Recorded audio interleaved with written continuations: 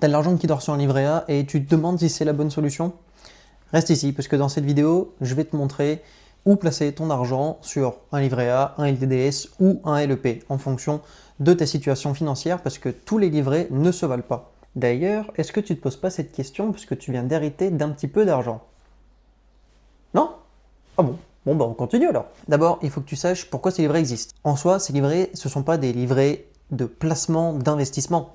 Parce que sinon, ça serait écrit livret d'investissement et pas livret d'épargne. Si c'est écrit livret d'épargne, justement, c'est parce que c'est fait pour être épargné, pour pouvoir couvrir tes besoins, tes imprévus, pour pouvoir couvrir tes 3 à 6 mois de besoins essentiels, si jamais tu perds ton boulot ou si jamais tu as un accident et que tu peux plus aller travailler.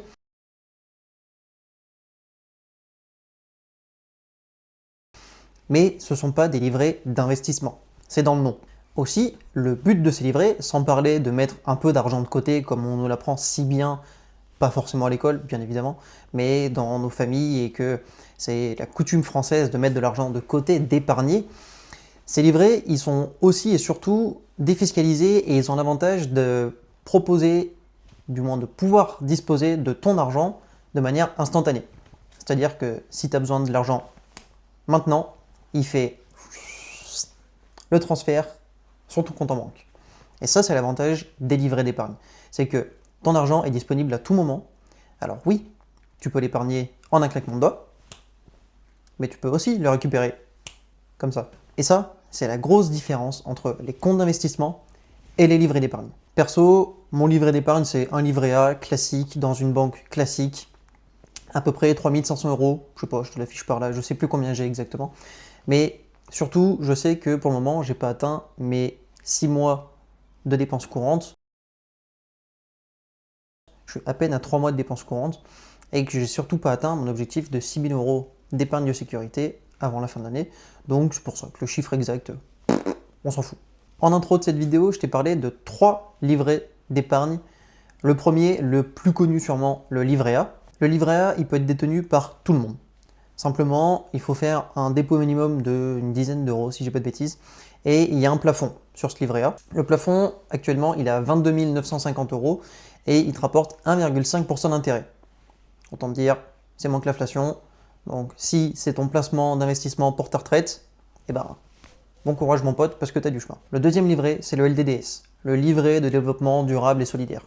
Bref, un grand nom à rallonge qui ne veut pas dire grand-chose, si ce n'est que lui aussi, c'est un livret A, mais simplement sous un autre nom et avec un plafond bien inférieur, qui lui n'est pas à 22 950 euros, mais à 12 000 euros. Le dernier, le plus rémunérateur, c'est le livret d'épargne populaire.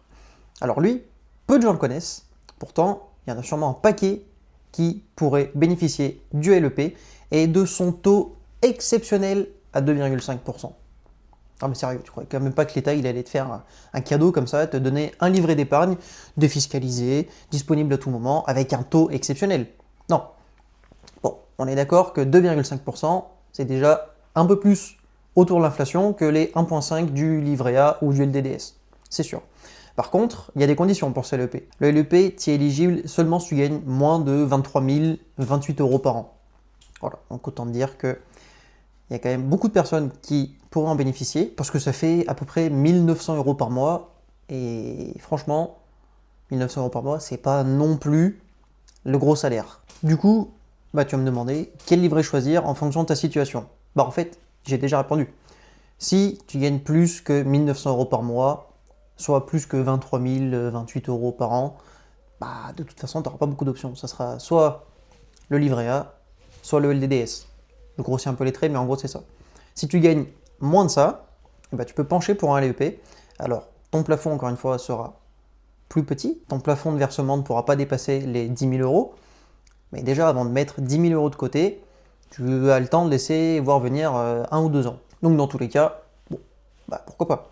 Sachant que, je tiens à rappeler, mais l'argent que l'on pose sur les livrets d'épargne, ce n'est pas de l'argent investi. C'est de l'argent qui reste là au cas où. Donc si tu es éligible à un LEP, fonce, parce que c'est de l'argent que tu vas épargner, que tu vas garder au cas où, mais qui aura dans tous les cas plus d'intérêt à la fin de l'année et qui grossira, entre guillemets, plus que si tu le posais sur un livret A.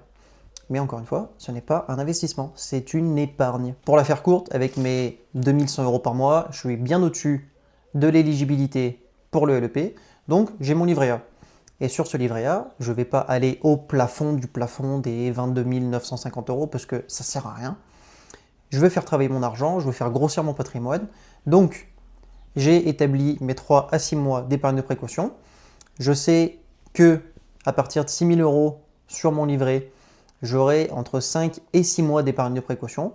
Donc, je serai bien. J'aurai rempli d'une part mon objectif et de deux, je pourrais continuer de faire travailler mon argent et l'argent que je n'allouerai plus à cette épargne de précaution pour un faible rendement, pour du si besoin en fait, eh ben, je pourrais l'allouer pour des plus gros rendements. Alors oui, qui dit rendement dit risque, mais c'est surtout ce risque et du coup ce rendement qui va te permettre de faire croître ton patrimoine et de faire gagner de l'argent dans le futur. Et c'est ça que l'erreur qu'en fait on fait en tant que Français, en tant que bon épargnant, on épargne, on garde de l'argent de côté sur un livret de la banque parce qu'il faut bien faire comme ça, c'est bien comme tout le monde.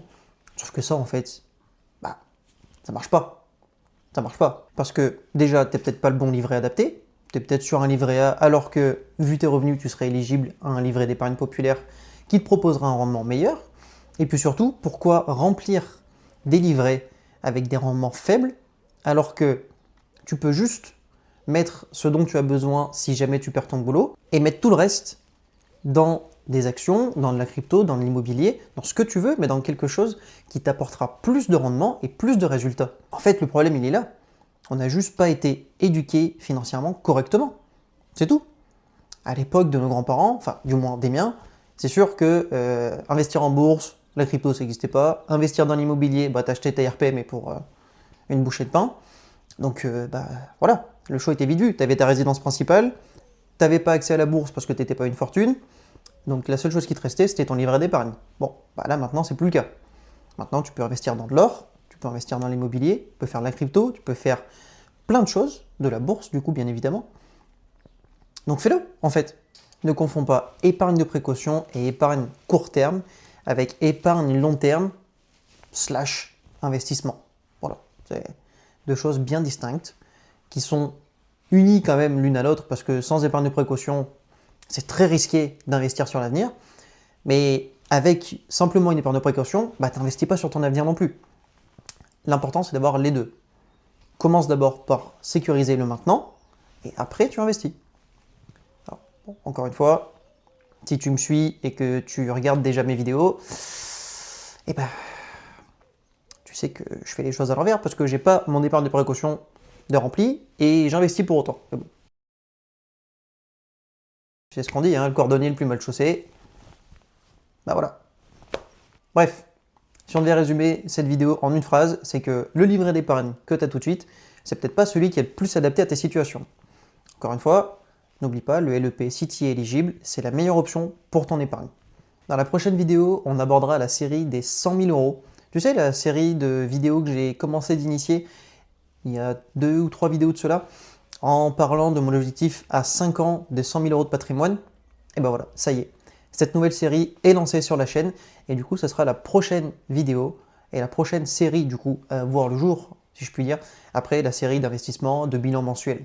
D'ailleurs, si tu n'as pas vu cette vidéo sur l'objectif à 5 ans, je te laisse cliquer juste ici pour aller la voir et je te laisse cliquer juste là pour t'abonner et m'aider à atteindre les 100 abonnés que je vise d'ici les 6 mois de la chaîne. Parce que oui, actuellement, on est 64, c'est bien, on a pris 3 abonnés depuis la dernière vidéo, mais c'est pas suffisant, il en manque encore. Sur ce, je te dis à la prochaine, prends soin de ton épargne et de tes investissements, c'était Théo, ciao.